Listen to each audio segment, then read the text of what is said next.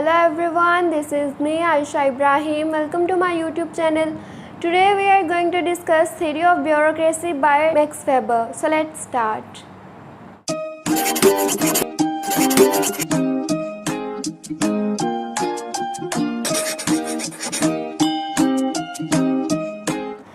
Theory of bureaucracy, जिसे bureaucratic management model भी कहा जाता है, ये एक one of the classical theory है जिसे मैक्स वेबर ने इंट्रोड्यूस करवाया था।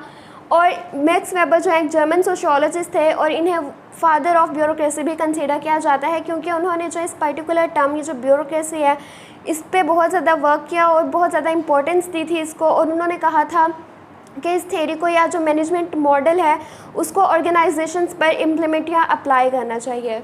तो ब्यूरोक्रेसी होता क्या है? ब्यूरोक्रेसी को अगर हम सिंपल वर्ड्स में देखें तो ये एक ऑर्गेनाइजेशन होती है जो कि आप प्राइवेटली भी ऑन कर सकते हो और पब्लिकली भी। पहले ये होता था कि ज़्यादा गवर्नमेंट ऑर्गेनाइजेशंस होती थी, तो इसलिए इसको ज़्यादातर गवर्नमेंट ऑर्गेनाइजेशंस के साथ ही रिलेट किया जाता है, लेकिन आप इसको प्राइवेटली भी ऑन कर सकते हो। अगर आप इसको प्राइवेटली ऑन करोगे तो इसे प्राइवेट ब्यूरोक्रेसीज कहा जाता है। और जो उनमें काम कर रहे होते हैं, जो ऑफिशियल्स होते हैं, उनको private bureaucrats. Made up of several policy making departments और यूनिट, जो कि सेवरल पॉलिसी मेकिंग डिपार्टमेंट्स या यूनिट से मिलके बनी होती है। यानी एक ऑर्गेनाइजेशन जो सेवरल पॉलिसी मेकिंग डिपार्टमेंट्स और यूनिट से मिलके बनी होती है, उसको हम ब्यूरोक्रेसी कहते हैं। और जो ऑफिशियल्स उसको रन कर रहे होते हैं, उसमें काम कर रहे होते हैं, उनको हम ब्यूरोक्रेट्स कहते हैं। ये सिंपल ब्यूरोक्रेसी की डेफिनेशन है। अगर हम वेबर के देखें कि उसने किस तरीके से डिफाइन किया था, तो वेबर ने कहा था a highly structured, formalized, hierarchical structure, clear rules and regulations and a line of authority। एक हाईली स्ट्रक्चर्ड मतलब जिसका एक प्रॉपर स्ट्रक्चर हो, डिफरेंट डिपार्टमेंट्स हो उसके, आपको पता हो कि यहाँ जो काम करने वाले बंदे हैं वो इस पोस्ट के अहल हैं, मतलब कौन किस पोजीशन पे वर्क करेगा, एक प्रॉपर उसकी इन्फॉर्मेशन हो, आपके पास पता हो कि ये बंदा इस सीट का अहल है, वो इस पे काम करेगा। तो एक प्रॉपर स्ट्रक्चर। फॉर्मलाइज्ड मतलब एक फॉर्मल सा इन्वायरमेंट होगा, रूल्स और रेगुलेशंस होंगे। प्रोफेशनल सा इन्वायरमेंट जिसमें तमाम वर्कर्स जो हैं वो काम कर रहे होंगे। हायरार्किकल स्ट्रक्चर, हायरार्किकल मतलब टॉप से बॉटम की तरफ लोगों को रैंक कर देना। ये बॉस है, ये इसका मैनेजर, ये जो है वो सबऑर्डिनेट्स, फिर और वर्कर्स, इस तरीके से जो है एक हायरार्किकल स्ट्रक्चर होता है टॉप से बॉटम की तरफ। इसी तरह अगर हम पॉपुलेशन वेलफेयर डिपार्टमेंट की एग्जांपल लें तो एक जो है लाहौर में उनका ऑफिस होगा, डिस्ट्रिक्ट लेवल पे होगा, तहसील लेवल पे होगा, उनमें भी डिफरेंट वर्कर्स काम कर रहे होंगे, डिफरेंट ऑफिशियल्स होंगे। तो ये जो एक हायरार्किकल स्ट्रक्चर होता है। Clear rules and regulations, clear rules और रेगुलेशंस होते हैं रिटन फॉर्म में, जिनको फॉलो करना होता है हर एम्प्लॉय ने। मतलब ये एक बाउंड्री होती है जिससे जो है कोई भी एम्प्लॉय बाहर नहीं निकल सकता। उसको पता है ये मेरे रूल्स और रेगुलेशंस हैं, मैंने इनको फॉलो करना है। And a line of authority, line of authority वही कि बॉस है, फिर सबऑर्डिनेट्स, इस तरीके से जो है वो टॉप से बॉटम की तरफ किसके पास कितनी अथॉरिटी है, किसने किसको काम असाइन करना है, इस तरीके से जो है ये एक लाइन ऑफ अथॉरिटी होती है। तो वेबर ने इसको इस तरीके से डिफ़ाइन किया था। 1922 में ऐसे ब्यूरोक्रेसी उन्होंने जो है वो इकोनॉमी एंड सोसाइटी में पब्लिश किया था, जिसमें उन्होंने जो है वो आइडियल टाइप्स को डिस्कस किया था पब्लिक एडमिनिस्ट्रेशन या गवर्नमेंट ऑर्गेनाइजेशंस की। तो ये सिंपल ब्यूरोक्रेसी का कॉन्सेप्ट है। देन नेक्स्ट है historical emergence of bureaucratic organisations. Bureaucratic organisations क्यों वजूद में आई थी? तो इसके लिए मैक्स वेबर ने अपनी इस थ्योरी में एक्सप्लेनेशन देने की कोशिश की थी कि क्या वजूहत थी कि इमर्ज हुई थी ब्यूरोक्रेटिक ऑर्गेनाइजेशंस। यहाँ उसने दो रीजंस दिए या दो एविडेंसेस प्रोवाइड किए थे। फर्स्ट है एरा ऑफ एब्सोल्यूट मोनार्कीज़। जब यूरोप में मोनार्कीज़ का दौर था, किंग होते थे, तो किंग्स की जो है वो आपस में जंगें होती रहती थी। अब उस वक्त की ज़रूरत थी है कि एक तो उनके पास प्रोफेशनल मिलिट्री हो ताकि वो जंगों में जो है वो बाकी स्टेट से कम्पीट कर सकें और अपनी सरहदों की या अपनी स्टेट की हिफाजत कर सकें, और दूसरा उनके पास प्रोफेशनल सिविल ब्यूरोक्रेसीज हो जो कि पूरे मुल्क से टैक्स ले सकें। तो तब ये होता था कि फेवरेटिज़म और नेपोटिज़म का निज़ाम था, कोई रूल्स और रेगुलेशंस नहीं थी उनके ऑर्गेनाइजेशंस में। तो किंग्स ने तब जो है नेपोटिज़म, फेवरेटिज़म का निज़ाम ख़त्म किया और मेरिट बेस पे लोगों को अपॉइंट करना शुरू किया ताकि जो है वो इफ़ेक्टिवली रन कर सकें उनकी ऑर्गेनाइजेशंस, उनका जो टैक्सेशन का सिस्टम है वो बेहतर हो, उनकी मिलिट्री प्रोफेशनल हो। तो एक तो ये रीज़न सामने आती है कि किंग्स ने अपनी स्टेट की हिफाजत के लिए, अपनी मिलिट्री को स्ट्रॉन्ग करने के लिए और अपने टैक्सेशन के निज़ाम को बेहतर बनाने के लिए ब्यूरोक्रेटिक ऑर्गेनाइजेशंस को जो है वो बनाना शुरू किया था। और देन सेकंड है राइज ऑफ कैपिटलिज्म और मॉडर्नाइजेशन ऑफ इकोनॉमी। अच्छा, जब फ्यूडलिज्म का निज़ाम था तब इकोनॉमी जो है वो बिल्कुल ट्रेडिशनल से थी, सिंपल से थी। वहाँ पे जो है वो कम वेजेस पे काम लेते थे जो अपर क्लास के लोग थे, और इस तरह का निज़ाम था। लेकिन जब वो निज़ाम ख़त्म और कैपिटलिज्म की तरफ मूव किया इकोनॉमी ने, तो फिर जो है वो बिज़नेस एक्सपेंड हुए। पहले क्या था कि लोग जो है वो अपने रिश्तेदारों के साथ मिलके या एक सादा सा उनका इकोनॉमी का निज़ाम चल रहा था, वो मिलजुल के कर लेते थे। लेकिन जब इकोनॉमी कॉम्प्लेक्स हुई, कैपिटलिज्म आया, तो उन्होंने जो उस टाइम के ब्यूरोक्रेट्स थे या जो अमीर लोग थे, उन्होंने जो है वो बाहर से लोगों को हायर करना शुरू किया, वर्कर्स को हायर करना शुरू किया। तो इस तरीके से जो है वो कॉम्प्लेक्सिटी आती गई। उस वक्त की ज़रूरत बनी कि ऐसी ऑर्गेनाइजेशंस हो जो प्रॉपर रूल्स और रेगुलेशंस के तहत वर्क करें, क्योंकि ट्रांजैक्शन और ये वही चीज़ें कम्प्लेक्स होती गई थी, बैंकिंग सिस्टम ये वो। तो उस वक्त की ज़रूरत महसूस हुई थी कि ऐसी ऑर्गेनाइजेशंस हो जो मेरिट बेस्ड हो, जहाँ पर जो है हायरार्किकल स्ट्रक्चर हो, अथॉरिटी पता हो किसके पास कितनी है, कौन किसको काम असाइन कर सकता है। तो जैसे जैसे कैपिटलिज्म में कॉम्प्लेक्सिटी आती गई, ब्यूरोक्रेटिक ऑर्गेनाइजेशंस जो है उनकी ज़रूरत ज़्यादा महसूस होती गई। तो राइज़ ऑफ कैपिटलिज्म या जैसे जैसे जो है ये इकोनॉमी मॉडर्न होती गई, उसके हिसाब से मनी बेस्ड होती गई, तो उसके हिसाब से जो है ये ब्यूरोक्रेटिक ऑर्गेनाइजेशंस का वजूद में आना लाजिम हो गया था। अब ये वाला जो राइज़ ऑफ कैपिटलिज्म है ये प्राइवेट सेक्टर है, मतलब प्राइवेट सेक्टर में ब्यूरोक्रेटिक ऑर्गेनाइजेशंस की इमरजेंस की ज़रूरत क्यों महसूस हुई, इस तरीके से ये पूछा जा सकता है। और यहाँ पे जो है ये पब्लिक या गवर्नमेंट ऑर्गेनाइजेशंस में किस तरीके से ब्यूरोक्रेटिक ऑर्गेनाइजेशन का इमरजेंस हुआ। तो ये इसका हिस्टोरिकल इमरजेंस है कि किस तरीके से प्राइवेट और पब्लिक दोनों सेक्टर्स में ब्यूरोक्रेटिक ऑर्गेनाइजेशंस वजूद में आई थी। देन नेक्स्ट है अथॉरिटी। मैक्स वेबर का ये मानना था कि किसी भी ऑर्गेनाइजेशन में 3 तरह की जो अथॉरिटी है वो एग्जिस्ट करती है। अब अथॉरिटी क्या होता है? अगर आप अपनी पावर का पॉजिटिव यूज़ करते हो, लीगल यूज़ करते हो, तो वो अथॉरिटी कहलाती है। मैक्स वेबर ने इसको किस तरीके से डिफाइन किया था? Legitimate power which one person और a group of person possess and exercise over another. Legitimate power एक ऐसी पावर होती है कि अगर आप किसी बंदे पे उसको एक्सरसाइज कर रहे हो, वो आपकी पावर को एक्सेप्ट करे, यानी वो माने कि हाँ ये मेरा बॉस है, ये मुझे काम असाइन कर सकता है, वो आपकी पावर को एक्सेप्ट करता हो, तो जो है ये अथॉरिटी होती है या लेजिटिमेट पावर होती है। यानी एक बंदे के पास या ग्रुप के पास एक ऐसी ताकत जिसको वो किसी दूसरे पे एक्सरसाइज कर रहे हैं, वो उनकी उस ताकत को मानते हों। तो ये जो है ये अथॉरिटी का कॉन्सेप्ट है जो मैक्स वेबर ने दिया था। और पावर क्या होता है? पावर में होता है कि आप फोर्सफुली या वायलेंस के थ्रू किसी से अपना कोई काम करवाओ या बात मनवाओ। पावर में आप इलीगल यूज़ भी कर सकते हो, लेकिन अथॉरिटी क्या है कि सिर्फ आप अपनी ताकत का पॉजिटिव यूज़ करते हो, लीगल यूज़ करते हो। देन इसकी 3 टाइप्स हैं: traditional authority, charismatic, legal, rational authority. Traditional authority ये होता है कि ऐसी अथॉरिटी जो आपके ट्रेडिशन का हिस्सा बन गई हो, या आप इसको इसलिए फॉलो कर रहे हो क्योंकि वो ट्रेडिशंस की बेस पे हो, कस्टम की बेस पे हो। तो जैसे फॉर एग्ज़ाम्पल हमारी फैमिलीज़ की एग्ज़ाम्पल ले लेते हैं। मेल डोमिनेंट सोसाइटी है, पेट्रियार्कल सिस्टम है, तो जो हमारी फैमिली में फादर डिसीजन लेते हैं उसको एक्सेप्टेबल माना जाता है, सब ने उनकी बात माननी होती है, क्योंकि डिसीजन मेकिंग पावर फादर के पास होती है या मेल के पास होती है। क्योंकि ये देखिए हमारे ट्रेडिशन का हिस्सा बन चुका है कि जो डिसीजन फादर लेंगे उसको मानना है मेल डोमिनेंट सोसाइटीज़ में। तो ठीक है, ये इसकी एक ट्रेडिशनल अथॉरिटी की एग्जांपल हो गई कि ट्रेडिशनल अथॉरिटी जो है हमारी सोसाइटीज़ में मेल के पास होती है। इस तरह अगर हम ऑर्गेनाइजेशन में देखें तो बॉस जो है वो कोई भी काम अपने वर्कर को असाइन करता है तो उसको वो ब्लाइंडली एक्सेप्ट करना होगा, उसको करना होगा, क्योंकि उनके लिए एक ट्रेडिशनल के तौर पे ली जाती है कि ट्रेडिशनल अथॉरिटी में जो आपको आपका बॉस कहेगा आपने वो करना है। नेक्स्ट है क्रिस्मेटिक अथॉरिटी। क्रिस्मेटिक अथॉरिटी में ये होता है कि जो आपका बॉस है उसके पास कुछ ऐसे खसूसियात हो जो उसको मुख्तलिफ बनाती हो, जिससे लोग मोटिवेशन हासिल करते हो। जैसे उसका पर्सनल क्रिस्मा बहुत अच्छा हो, या फिर वो उसमें कुछ ऐसे स्किल्स हो, कुछ ऐसी एबिलिटीज़ हो जिसकी बेस पे वो बाकियों से डिफरेंट है और बाकी उससे मोटिवेशन हासिल करते हैं। तो ये जो है ये क्रिस्मेटिक अथॉरिटी होती है। लीगल रेशनल अथॉरिटी जिसकी बेस पे ये थ्योरी है, लीगल रेशनल अथॉरिटी में ये होता है कि आपकी जो ऑफिस में अथॉरिटी दी जाती है, जो गवर्नमेंट या स्टेट आपको देती है, जो ऑफिस के हद तक होती है, ठीक है। ये वाली अथॉरिटी ना सिर्फ आप पब्लिक बल्कि जो है वो प्राइवेट ब्यूरोक्रेसीज़ में भी एक्सरसाइज कर सकते हैं।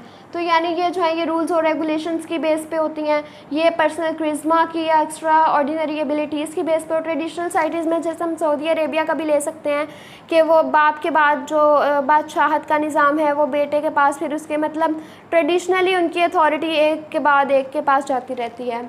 और इसी तरह जैसे पहले होता था कि फ्यूडलिज़म का निज़ाम था, वहाँ पे जो है वो बाप दादा नस्ल दर नस्ल जो है वो एक अगर किसी के पास काम करें तो उनकी खिदमत करते रहते हैं, क्योंकि वो जो है उनकी एक ट्रेडिशन बनी होती है कि हम ये हमारे सरबराह हैं, ये लॉर्ड हैं, लॉर्ड की तरह वो उनको कंसीडर किया जाता है। और जो वर्कर्स होते हैं उनको सर्वेंट के तौर पे रखा जाता है। तो यहाँ पे लॉर्ड और सर्वेंट वाला कॉन्सेप्ट आ जाता है ट्रेडिशनल अथॉरिटी में। तो ये अथॉरिटी का कॉन्सेप्ट है और इसकी बेस पे जो है ये वाली थ्योरी डिपेंड कर रही है। नेक्स्ट है principles of this theory. Weber ने जो है वो 6 प्रिंसिपल दिए थे इस थ्योरी में। फर्स्ट है division of labour. Division of labour यानी कि काम की तकसीम। एक काम को आप छोटे छोटे हिस्सों में तकसीम कर देते हो और फिर वो लोगों को असाइन कर देते हो और लोग जो है उसको परफॉर्म करते हैं। तो ये जो है ये डिवीजन ऑफ लेबर होती है। इससे क्या होता है कि वो जो है जब एक बंदा काम करता रहता है मुसलसल तो वो जो है उसमें स्पेशलाइज्ड हो जाता है, वो एक्सपर्ट हो जाता है। तो ये division of labour. Hierarchy of authority. Hierarchy मतलब टॉप से बॉटम की तरफ जो है आप लोगों को रैंक कर देते हो। तो ये जो है ये हायरार्की होती है। इसमें जो टॉप लेवल के होते हैं वो सबऑर्डिनेट्स या वर्कर्स को कंट्रोल कर रहे होते हैं, किसने किसको काम असाइन करना है, किसने किसका ऑर्डर लेना है, किसने क्या करना है। ये सब चीज़ें जो है हायरार्की में एक्सप्लेन की जाती हैं, मतलब टॉप से बॉटम की तरफ आप लोगों को रैंक कर देते हो। देन है formal rules and regulations. Formal rules और रेगुलेशंस होते हैं, रिटन फॉर्म में होते हैं, जो कि हर एम्प्लॉय को फॉलो करने होते हैं और इससे जो है वो यूनिफॉर्मिटी मेंटेन रहती है। देन है फॉर्मल सिलेक्शन। मेरिट बेस पे आप लोगों को अपॉइंट करते हो, यानी कि यहाँ पे कोई नेपोटिज्म और कोई फेवरेटिज्म या पर्सनल जजमेंट वाला हिसाब किताब नहीं होता। यहाँ पे जो है वो फॉर्मली सेलेक्ट किए जाते हैं और मेरिट बेस पे किए जाते हैं, उनकी एजुकेशन, उनके स्किल्स, एबिलिटीज़ वगैरह को मद्देनज़र रखते हुए। फिर है इम्पर्सनैलिटी। एक ऑर्गेनाइजेशन में आप जो है वो इम्पर्सनल रिलेशनशिप नहीं बना सकते, मतलब आपने एक प्रोफेशनल उसमें इन्वायरमेंट में काम करना है, किसी से जो है आप अपने मतलब पर्सनल रिलेशनशिप नहीं रख सकते। एक मतलब बहुत रिजिड सा, जैसे हर बंदा अपने काम से काम रखता हो, यानी ऐसा इन्वायरमेंट हो जहाँ हर बंदा सिर्फ अपने काम से काम रखे और काम ही करे, आपस में कोई उनकी बातचीत ना हो काम के अलावा। तो ये जो है ये इम्पर्सनल रिलेशनशिप होते हैं इम्पर्सनैलिटी में। देन है कैरियर ओरिएंटेशन। इसमें ये होता है कि वो एक तरीके से आपसे प्रॉमिस कर रहे होते हैं कि अगर आप सही तरीके से काम कर रहे हैं तो आपको आपका कैरियर जो है वो परस्यू करने की इसी में अपॉर्चुनिटी दी जाएगी, मतलब आपको फायर नहीं किया जाएगा। अगर आप अच्छे से जो है वो काम करते रहेंगे तो आप हमारी ऑर्गेनाइजेशन का हिस्सा रहेंगे। तो ये एक तरीके से एक उनके स्टेबल कैरियर का प्रॉमिस होता है। तो ये 6 प्रिंसिपल्स हैं जो कि वेबर ने इस थ्योरी में दिए थे। देन नेक्स्ट है ब्यूरोक्रेसी के एडवांटेजेस। फर्स्ट है स्पेशलाइजेशन ऑफ टास्क। जब डिवीजन ऑफ लेबर होती है तब आप जो है वो काम को लोगों में डिवाइड कर देते हो। लोग जो है अपनी स्किल्स के मुताबिक, एबिलिटीज़ के मुताबिक जब वो काम रिपीटेडली करते हैं तो वो उसमें एक्सपर्ट हो जाते हैं। तो ये जो है ये स्पेशलाइजेशन होती है टास्क में, मतलब आप अपने काम में माहिर हो चुके होते हो। तो वर्कर्स जो हैं जो इन ब्यूरोक्रेसीज में काम कर रहे होते हैं वो बार बार अपना काम कर करके वो स्पेशलाइज्ड हो चुके होते हैं उस चीज़ में। देन है स्किल बेस्ड रिक्रूटमेंट्स, यानी कि आप जो है वो उन लोगों को भर्ती करते हो जो कि उस पोस्ट के अहल हो, मतलब स्किल्स की बेस पे, नॉलेज की बेस पे, उनकी एजुकेशन, उनकी एबिलिटीज़ के बेस पे जो है आप लोगों को हायर करते हो। यहाँ पे कोई जो है वो फेवरेटिज़म, नेपोटिज़म नहीं होता, बल्कि उसकी स्किल्स की बेस पे जो है वो लोगों को अपॉइंट किया जाता है। देन है इक्वालिटी। इक्वालिटी मतलब हर बंदा इक्वल होता है, हमें रूल्स और रेगुलेशंस को फॉलो करना होता है। अनबायसनेस होती है, यहाँ पे पर्सनल जजमेंट नहीं होती है, फेयर जजमेंट होती है। और जो स्किल्स की बेस पे आप भर्ती करते हो तो ये भी इक्वालिटी है, मतलब यहाँ पे फेवरेटिज़म, नेपोटिज़म की बुनियाद पर आप लोगों को अपॉइंट करके किसी के साथ नाइंसाफ़ी नहीं करते हो। तो इक्वालिटी होती है ब्यूरोक्रेटिक ऑर्गेनाइजेशन में। देन है सिस्टमेटिक कीप रिकॉर्डिंग। इसमें ये होता है कि हर चीज़ का डॉक्यूमेंट्स की फॉर्म में रिकॉर्ड रखा जाता है। हर एम्प्लॉय का, हर ऑफिशियल का जो है वो सिस्टमेटिक रिकॉर्ड कीपिंग में हर चीज़ का ट्रांजैक्शन ये वो इस चीज़ का रिकॉर्ड रखा जाता है। रैशनैलिटी, जब हर चीज़ का सिस्टमेटिक रिकॉर्ड रखा जाएगा तो रैशनैलिटी होती है इसकी वजह से, और इसकी बेस पे फर्दर लॉज वगैरह को बनाया जाता है। तो ये एडवांटेजेस हैं कि मतलब एक तो लोग स्पेशलाइज्ड होते हैं अपने काम में, दूसरा इक्वालिटी होती है, हर वर्कर उनके लिए इक्वल होता है। अनबायसनेस होती है, तीसरा स्किल्स की बेस पे लोगों को भर्ती किया जाता है ऐसी ऑर्गेनाइजेशन, सिस्टमैटिक रिकॉर्ड कीपिंग करते हैं, मतलब हर चीज़ का रिकॉर्ड होता है ऐसी ऑर्गेनाइजेशंस में, और रैशनैलिटी होती है। तो ये इसके कुछ एडवांटेजेस हैं। देन नेक्स्ट है डिसएडवांटेजेस ऑफ ब्यूरोक्रेसी। फर्स्ट है one way communication. One way communication में होता है कि जो बॉस होता है या जो ऑफिशियल्स होते हैं वो ऊपर से ऑर्डर देते हैं वर्कर्स को, और वर्कर्स को वही करना होता है, वो अपना कोई सजेशन वगैरह नहीं दे सकते। तो यहाँ पे सिर्फ जो है वो वर्कर्स अपने अफसर की या जो बॉस है उसकी बात मान रहे होते हैं। तो यानी एक वन वे कम्युनिकेशन होता है कि सिर्फ आपको ऑर्डर आता है और आपने उसको फॉलो करना होता है, आप कोई सजेशन वगैरह नहीं दे सकते हो। सेकेंड है एक्सप्लॉयटेशन ऑफ पावर। जो ऑफिसर्स या जो बॉस होते हैं उनके पास हाई अथॉरिटी होती है और वो अपने इंटरेस्ट को पूरा करने के लिए या सबऑर्डिनेट्स पे डोमिनेंट रहने के लिए अपनी पावर का मिसयूज़ भी कर सकते हैं। नेक्स्ट है wastage of time, effort and money. Systematic keep recording में जो है वो पैसा, वक्त और एफर्ट काफ़ी ज़ाया होती है, क्योंकि हर चीज़ को डॉक्यूमेंट के फॉर्म में जो है वो स्टोर किया जाता है, जिसमें काफ़ी पैसा भी लगता है, मेहनत भी लगती है और टाइम भी ज़ाया होता है। तो सिस्टमेटिक कीप रिकॉर्डिंग जो है वो एक एडवांटेज के साथ साथ उसकी वजह से जो है वो एक ये इसका नेगेटिव या डिसएडवांटेज भी कंसिडर किया जाता है। देन नेक्स्ट है डिले इन डिसीजन मेकिंग। जो ऑफिसर्स होते हैं या जो बॉस होते हैं सिर्फ वही डिसीजन ले सकते हैं इस टाइप की ऑर्गेनाइजेशंस में। तो अगर कोई इमरजेंसी सिचुएशन हो जाए जहाँ जो है वर्कर्स मिल के भी कोई अच्छा डिसीजन ले सकते हो कोई इमरजेंसी सिचुएशन में, तो वो नहीं ले पाते, क्योंकि जो डिसीजन है वो सिर्फ जो है वो उनके बॉस ने लेना, तो डिसीजन मेकिंग में डिले हो सकता है इसकी वजह से। देन नेक्स्ट है हिंडर्स इनोवेशन एंड क्रिएटिविटी। अब बॉस ने काम असाइन कर दिया अपने वर्कर्स को, अब मे बी वर्कर्स जो है वो उसको अपने आइडियाज़ के मुताबिक ज़्यादा बेहतर तरीके से कर सकें, उनके पास कोई अच्छा आइडिया हो, तो इस टाइप के ऑर्गेनाइजेशन में वो अपनी क्रिएटिविटी शो नहीं कर सकते, क्योंकि जो उनको ऊपर से कहा गया है उन्होंने सेम वैसा ही करना है। तो ये जो है ये क्रिएटिविटी में जो है एक रुकावट है, क्योंकि वो अपनी क्रिएटिविटी को शो नहीं कर सकते हैं, जो उनको ऑर्डर आया बस वही करना है। देन है इनफ्लेक्सिबल एंड रिजिड मेथड। यहाँ पे मतलब ये किसी किस्म का चेंज या मॉडिफिकेशन को एक्सेप्ट नहीं करती इस टाइप की ऑर्गेनाइजेशन, जो सिस्टम चलता है वही चलता रहता है। यहाँ पे मतलब इम्पर्सनल रिलेशनशिप नहीं बना सकते, बहुत रिजिड और टफ सा, मतलब इसको 100% अटेन करना भी बहुत मुश्किल है, प्योरली एक ऑर्गेनाइजेशन इस पे वर्क नहीं कर सकती है। तो ये थोड़ा इनफ्लेक्सिबल और रिजिड मेथड हो जाता है, तो ये इसके कुछ डिसएडवांटेजेस थे। देन नेक्स्ट है क्रिटिसिज्म। वेबर की इस थ्योरी ऑफ ब्यूरोक्रेसी पे क्रिटिसिज्म भी हुआ था और कहा गया था ये एक एंटी डेमोक्रेटिक मॉडल है, और ये जो आइडियल टाइप ब्यूरोक्रेसी की जो वेबर ने एक्सप्लेन की है ये एक मेंटल मॉडल है, यानी रियल लाइफ में इसको अचीव करना बहुत मुश्किल है। ये इसको किसी ऑर्गेनाइजेशन पे बिल्कुल इसी तरीके से जैसे वेबर ने एक्सप्लेन किया उस तरीके से अप्लाई करना जो है वो रियलिटी में बहुत ज़्यादा मुश्किल है, तो इसलिए ये एक मेंटल मॉडल कहा गया इसको। Then next too much emphasize on rules और रेगुलेशंस। वेबर ने जो है इसमें बहुत ज़्यादा रूल्स और रेगुलेशंस पे जोर दिया, और रूल्स कुछ ऐसे थे जो मतलब बहुत ज़्यादा फॉर्मल थे, जिनको जो इस ऑर्गेनाइजेशन को रिजिड बना देते हैं। यानी जो इसने मॉडल पेश किया उसमें ऐसे रूल्स और रेगुलेशंस हैं जो किसी भी ऑर्गेनाइजेशन पे अगर अप्लाई किए जाएँ तो उसको बहुत ज़्यादा रिजिड बना देंगे, तो उसने उन रूल्स और रेगुलेशंस पे भी बहुत ज़्यादा जोर दिया। देन है unnecessary delay in decision making.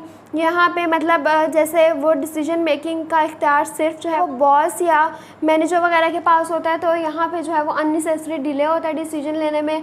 Communication gap, जो ऑफिसर्स हैं या जो वर्कर्स हैं उनके दरमियान जो है वो कम्युनिकेशन गैप काफ़ी ज़्यादा होता है, क्योंकि वर्कर्स जो है वो उनसे कम्युनिकेट नहीं कर सकते, जो ऑर्डर बस उनको आया उन्होंने वही फॉलो करना है।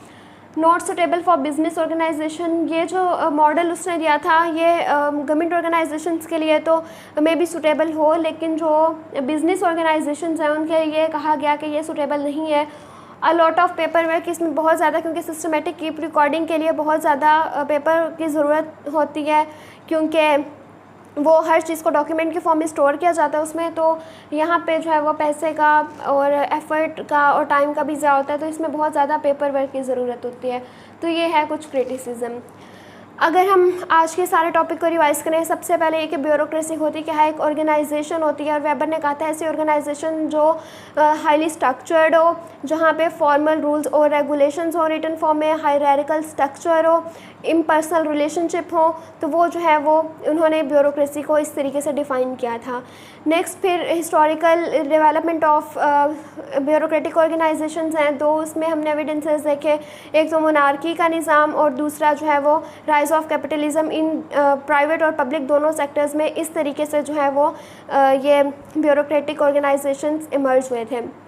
और फिर हमने अथॉरिटी और इसकी 3 टाइप्स को डिस्कस किया। अथॉरिटी अपनी पावर का लीगल यूज़ करना, और जो लीगल रैशनल अथॉरिटी है उसकी बेस पे हमारी ये थेरी जो है वो दी गई थी, वेबर ने ये थेरी पेश की थी। और उसके बाद हमने इसके प्रिंसिपल्स को डिस्कस किया, फिर एडवांटेजेस और डिसएडवांटेजेस को, एंड क्रिटिसिज्म को। तो ये था आज का लेक्चर। आई होप आज का ये लेक्चर आप लोगों के लिए हेल्पफुल रहा होगा। इंस्टाग्राम और फेसबुक पे आप लोगों को इसके नोट्स भी मिल जाएंगे। So don't forget to subscribe my channel, do like, comment and share this video. Thank you so much.